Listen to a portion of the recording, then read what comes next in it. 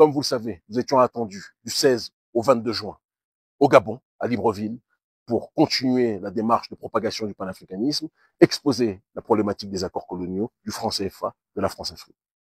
Nous savions, parce que vous le savez très bien, nous ne sommes pas naïfs, nous ne sommes pas bêtes, que nous allions, comme au Congo-Brazzaville, dans un bastion du système néocolonial, dans une des capitales du système néocolonial depuis très longtemps. Mais vous connaissez Urgence panafricaniste, nous sommes des urgentistes de la cause, et partout où le message doit être répandu, nous le répondons, que ce soit en restant sur place ou en nous déplaçant physiquement. Il se trouve que, vous devez aussi le savoir, le Gabon aujourd'hui abrite mon formateur en philosophie, celui qui, de 2011 à 2015, m'a formé en présentiel ou à distance au sein de l'ICAD, le professeur philosophe, l'un des plus grands philosophes africains, Grégoire Biogo. C'est quelqu'un pour lequel j'ai un attachement précis, particulier, profond. Vous le savez, il a préfacé mes premiers livres. Il est aujourd'hui, comme vous le savez, une personnalité proche du régime gabonais. Lui et un autre frère, qui auparavant était un militant panafricaniste connu de la société civile gabonaise, Privat Ngomo, qui depuis a été nommé conseiller du président Oligui Nguema. Lui, donc, le professeur Biogo et le frère Privat Ngomo ont eu une audience avec le vice-président du Gabon, Séraphin Moudunga, dont je ne connaissais pas le nom avant d'apprendre cette audience à mon sujet. Et cette audience a été conclue par le fait que Séraphin Moudunga a déclaré que si je venais au Gabon, il me ferait arrêter et que Grégoire Biogo, ainsi que Privat Ngomo, se trouveraient en difficulté pour m'avoir fait venir. Ils savent qu'ils ne peuvent pas m'arrêter lors de mon arrivée, pour la simple et unique raison que j'ai le passeport diplomatique du Niger et que ce passeport diplomatique m'exonère d'un visa au Gabon. Mais ils peuvent m'arrêter, soi-disant, pour trouble à l'ordre public, et c'est ce qu'ils feront, c'est ce qui a été déclaré, si je viens faire une conférence sur le franc CFA et sur les accords coloniaux. Alors, il est important que j'adresse ce message de la manière la plus simple possible au gouvernement gabonais et aussi à notre peuple et aussi aux services français. Car les services français, ils sont aujourd'hui tellement identifiables et reconnaissables, ont agité ces derniers temps une propagande caricaturale visant à faire croire que le peuple gabonais était contre nous. Ils ont mis en avant un influenceur dont je ne connaissais pas le nom avant qu'il prononce mon nom. C'est souvent le cas dans ce genre de situation.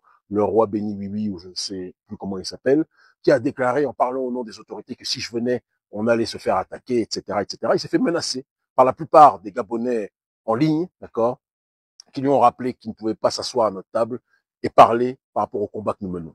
Le combat panafricaniste que nous menons est un combat qui est partagé par des millions de gens au Gabon. Et nous vous aimons. C'est important qu'on vous le dise. Cher gouvernement, vous avez déclaré à Privat Ngomo que si je venais, vous alliez me faire arrêter, moi, ainsi que ma délégation.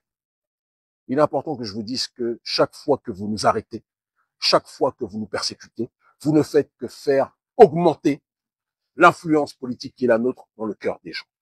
Que vous soyez dans une démarche de vouloir faire arrêter des gens qui veulent parler simplement des questions de souveraineté, d'autodétermination, de justice sociale, de lutte contre le néocolonialisme, de lutte contre le franc CFA, c'est malheureux, c'est vous que vous humiliez. Ce n'est pas nous. Il se trouve que, en effet, je suis profondément attaché au professeur Grégoire Biogo, comme je l'ai dit, et que je ne veux pas le mettre en difficulté. Parce que je sais qu'il a beaucoup souffert pendant des années, durant sa période de vie en France, qu'il aspire aujourd'hui à une autre étape de son parcours, que ce soit intellectuel ou même en tant qu'être humain, en tant que sage. Par respect pour lui, parce que je respecte mes aînés, nous ajournons notre mission à Libreville, au Gabon. Mais je veux que les autorités gabonaises le sachent. Nous viendrons tôt ou tard à Libreville, parce que la libre circulation africaine doit être un droit. Vous laissez tous les pilleurs néocoloniaux, les pilleurs français venir faire tout et n'importe quoi dans votre pays. Vous laissez certains Syro-Libanais faire la pluie et le beau temps, faire la loi dans vos pays. Mais lorsque des Africains veulent parler de souveraineté, d'autodétermination, de justice sociale, vous êtes dans une démarche de tout faire pour les censurer. C'est quelque chose au XXIe siècle qui ne pourra plus être accepté.